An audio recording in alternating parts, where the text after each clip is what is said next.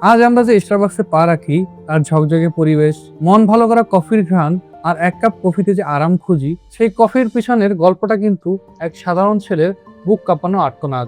তার নাম হাওয়ার্ড শুল্টজ। আমেরিকার ব্রুকলিনের এক দরিদ্র পরিবারে তার জন্ম। ছোটবেলায় দারিদ্র ছিল তার নিত্য সঙ্গী, অভাব যেন ছায়ার মতো লেগে থাকতো।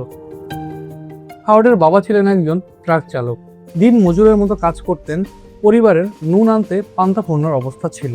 ছোট হাওয়ার্ড যখন 7 বছরের শিশু, তখন তার জীবনে এমন এক ঘটনা ঘটে তার জীবনের পুরো দৃষ্টিভঙ্গি বদলে দেয়। তার বাবা কাজ করতে গিয়ে পা ভেঙে ফেলেন। তাদের কোনো লাইফ ইন্স্যুরেন্স ছিল না, ছিল না কোনো আর্থিক সহায়তা। এই সময়টুকু তাদের পরিবারকে আরো অন্ধকারে ফেলে দেয়। অনেক বছর পর হাওয়ার্ড এই কথা মনে করে বলেছিলেন, সেদিন আমি প্রথম অনুভব করেছিলাম ক্ষমতা না থাকার অর্থ কি।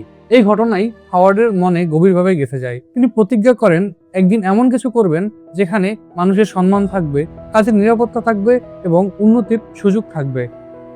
স্কুলের পর তিনি ছোটখাটো কাজ করতেন আর পড়াশোনা চালিয়ে যেতেন। তার কলেজে ভর্তি হওয়ার সামর্থ্য ছিল না। ফুটবল স্কলারশিপের উপর ভর করে তিনি নর্দার্ন মিশিগান ইউনিভার্সিটিতে ভর্তি হন। সেখানেই তিনি প্রথম ডিগ্রি অর্জন করেন। পড়ালেখা শেষ করার পরে তিনি একটি কোম্পানিতে সেলসম্যানের কাজ নেন।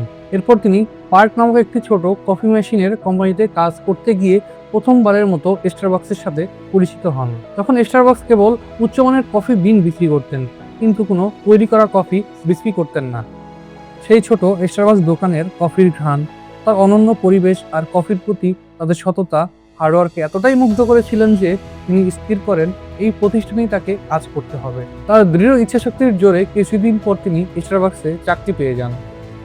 একদিন এক কাজের সফরে তিনি ইতালিতে যান। এই সফরে তার জীবনে মোড় ঘুরিয়ে দেয় এবং তার চোখ খুলে দেয় ভবিষ্যতের জন্য। তিনি দেখলেন ইতালিতে কফি শুধু একটি পানীয় নয়, এটি একটি সম্পূর্ণ অভিজ্ঞতা। ইতালির কফি শপগুলো ছিল সমাজের কেন্দ্রবিন্দু, এক ধরনের সামাজিক জোন, যেখানে মানুষ দিনের চাপ ভুলে কিছুক্ষণ বিশ্রাম নিত, গল্প করত, বন্ধু বান্ধবদের সঙ্গে দেখা করত আর নতুন যোগাযোগ তৈরি করত। কফি সেখানে কেবল কফি ছিল না, ছিল এক সামাজিক মিলন ক্ষেত্র। সেখান থেকে হাওয়ার্ডের মনে এক বিশাল স্বপ্নের জন্ম নেয়। তিনি সিদ্ধান্ত নিলেন স্টারবাক্সকে এমন এক জায়গা বানাতে হবে যেখানে কফির চেয়েও গুরুত্বপূর্ণ হবে মানব সংযোগ। মানুষ এখানে এসে কেবলমাত্র কফি পান করবে না, তারা একে অপরের সাথে মিশবে, হাসবে আর নিজেদের মধ্যে একটা বন্ধন তৈরি করবে। হাওয়ার্ড যখন এই নতুন ধারণার কথা স্টারবাক্সের তৎকালীন মালিকদের কাছে তুলে ধরলেন, তারা শুরুতে রাজি হলেন না। তারা তাদের ঐতিহ্যবাহী কফি বিন বিক্রির পদ্ধতিতেই সন্তুষ্ট ছিলেন। কিন্তু হাওয়ার্ড তার স্বপ্নকে এত সহজে ছেড়ে দেওয়ার পাত্র ছিলেন না। নিজের স্বপ্নের উপর ভরসা রেখে 1985 সালে হাওয়ার্ড চাকরি ছেড়ে দেন এবং মাত্র $1.6 মিলিয়ন বিনিয়োগ জোগাড় করে নিজের কোম্পানি খোলেন, যার নাম দেন ইল জিওর্নাল। এই নামটি ইতালির একটি সংবাদপত্র থেকে নেওয়া, যার অর্থ দৈনিক। তিনি তার নতুন কফি শপগুলো ইতালীয় স্টাইলে ডিজাইন করেন, যেখানে আরামদায়ক বসার জায়গা, মনোরম সঙ্গীত এবং উষ্ণ পরিবেশ তৈরি করেন।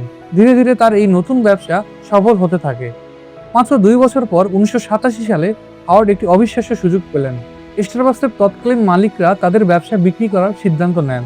হাওয়ার্ড আর দেরি করেননি, তিনি দ্রুত ইনভেস্ট জোগাড় করে সেই স্টারবাক্স কোম্পানি কিনে নেন। হ্যাঁ, ঠিক শুনছেন, যে দোকানে তিনি একসময় কর্মী ছিলেন, সেই দোকানই আজ সে কিনে নিলেন। এটি ছিল তার স্বপ্ন, পরিশ্রম আর দৃঢ় সংকল্পের এক অসামান্য উদাহরণ। স্টারবাক্স কিনে নেওয়ার পর হাওয়ার্ড শুল্টজের নেতৃত্বে শুরু হয় এক নতুন অধ্যায়। তার স্বপ্ন আর দূরদৃষ্টির ফলস্বরূপ স্টারবাক্স একটি ছোট কফি বিন বিক্রেতা থেকে বিশ্বের অন্যতম বৃহৎ কফি চেইন হয়ে ওঠে। একটি দোকান থেকে শুরু করে আজ স্টারবাক্সের 80টিরও বেশি দেশে প্রায় 35,000-এরও বেশি আউটলেট। এটি কেবল একটি ব্যবসা নয়, এটি বিশ্বের সবচেয়ে পরিচিত ব্র্যান্ডগুলোর মধ্যে অন্যতম। কিন্তু হাওয়ার্ড শুধু ব্যবসা করেননি, তিনি তার কর্মীদের জীবনের দিকেও নজর দিয়েছিলেন। তার শৈশবের কঠিন অভিজ্ঞতা তাকে শিখিয়েছিলেন কিভাবে দারিদ্র আর নিরাপত্তাহীনতা মানুষকে গ্রাস করে। তাই তিনি তার কর্মীদের জন্য নানান ধরনের যুগান্তকারী সুবিধা চালু করেন, যা তৎকালীন সময়ে ছিল বিরল। তিনি তার কর্মীদের জন্য হেলথ ইন্স্যুরেন্স, স্টক অপশন, এমনকি পার্ট টাইমের জন্য সম্পূর্ণ সুবিধা নিশ্চিত করেন। তিনি বিশ্বাস করতেন কর্মীরা খুশি থাকলে তবেই তারা গ্রাহকদের সেরা পরিষেবা দিতে পারবেন। কারণ তিনি জানতেন দরিদ্র জীবনের কষ্ট কেমন, ক্ষমতা না থাকার যন্ত্রণা কেমন। হাওয়ার্ড শুল্টজের গল্প কেবল একজন সফল উদ্যোক্তার গল্প নয়, এটি দৃঢ় সংকল্প, স্বপ্ন আর মানবিকতার গল্প। তিনি সবসময় বলতেন, আমি শূন্য থেকে শুরু করেছি, কিন্তু আমার একটি স্বপ্ন ছিল যা আমি কখনোই ছেড়ে দেইনি। হাওয়ার্ডের এই লাইন হাজারো তরুণের অনুপ্রেরণা, যারা জীবনের বড় কিছু করার স্বপ্ন দেখে। আমরা হয়তো এখন কোনো ছোট অফিসে বসে কাজ করছি, হয়তো আমাদের জীবনে দুঃসময় যাচ্ছে, মনে হচ্ছে সবকিছু কঠিন, কিন্তু হাওয়ার্ড শুল্টজের গল্প থেকে একটা জিনিস স্পষ্ট: আমাদের জন্ম কোথায় সেটা আমরা ঠিক করতে পারি না, কিন্তু আমাদের গন্তব্য কোথায় সেটা আমরা ঠিক করতে পারি, এবং আমাদের শেষটা কোথায় হবে সেটাও আমাদের দ্বারাই নির্ধারিত। তাই আমাদের উচিত স্বপ্নে দেখতে শেখা, কঠোর পরিশ্রম করা, আর কখনোই নিজের স্বপ্নকে ছেড়ে না দেয়া। কে জানে, আমাদের ভেতরে হয়তো হাওয়ার্ড শুল্টজ আমাদের জন্যই অপেক্ষা করছে। এমনই জীবন বদলে দেওয়ার মতো ইন্সপায়ারিং সব গল্প শুনতে আমাদের সাথেই থাকুন। আমি আবির, দেখা হবে টার্নিং পয়েন্টস এর নতুন কোনো গল্পে।